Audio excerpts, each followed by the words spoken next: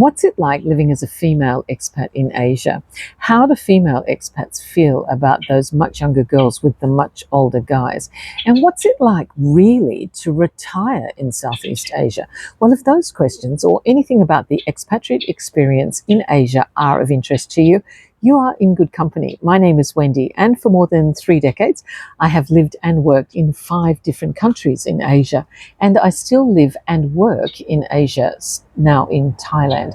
And today, even though I'm a working girl, I want to touch on the topic of retirement, because where I live, that is a big factor. And throughout Southeast Asia, many people are now finding themselves retiring in Southeast Asia.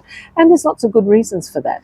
The first is that you get a lot more bang for your buck, so your money goes further, particularly if you're on a limited income. The other thing is that healthcare in Southeast Asia is very good and very reasonable, and the weather is good. So there's lots of good reasons why you would retire in Southeast Asia. But if you're new to the retirement game, have you thought about this? Who are you going to become in retirement? Because when we retire, obviously there's a change in role. That makes sense, right?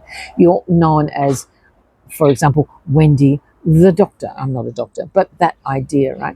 And then when you retire, you've got a couple of choices there. You can totally reinvent yourself, which a lot of people do. And I'll link somewhere up here a card about where I talk about this idea of reinvention and how everybody is, where I live, seems to be an ex-SAS officer. Don't ask. But it's not only that. You are seen in a particular role. Maybe you have a title, and you see yourself in that role as well. And when we retire, that role obviously changes. We don't necessarily take that role into retirement. In fact, we probably don't. So does that mean that you don't have a place in society? Of course not.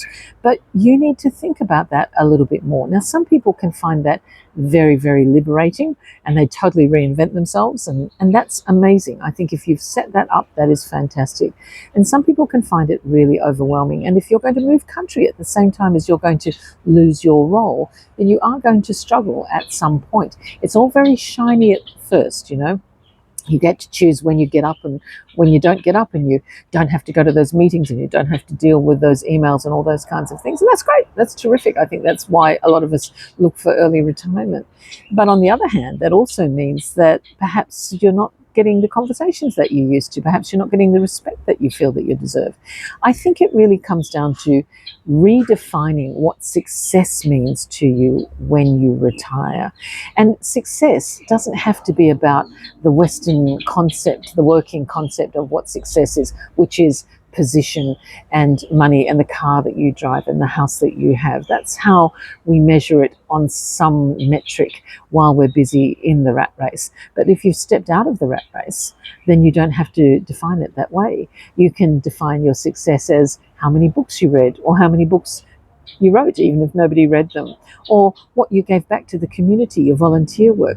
Maybe you're going to focus on your health for now, and that's about time that you did that. Or maybe you're going to focus on relationships with people. Maybe you're going to learn some new skills. Whatever it is you've decided that you're going to do in retirement, think about it before you retire, not just in the short term, but also in the long term. Who do you want to become? And that is one of the great things about retiring, and retiring in a new place, because you can become anybody that you want to. But if you don't set some structure in around your days, you'll find yourself at a bit of a loose end, and that can be a bit of a problem. So don't find yourself in that position. Make sure that you've got some structure, not just for the first 3 months, but perhaps a little bit of a long-term plan. And if it doesn't work out that way, you know what? You're retired. You can change the plan. It's fine. I hope that gave you some food for thought. I hope you're having a great day. If you'd like to leave a comment down below, if you are considering retiring in Southeast Asia, or you've already retired, or you've got a friend who's doing that, feel free to share the video. And don't forget to like and subscribe so that I know that you're out there. Hello to all of my new subscribers. I hope you have a wonderful day and enjoy your retirement. If that's what you're into, I'll join you in a few years. Take care. Bye-bye.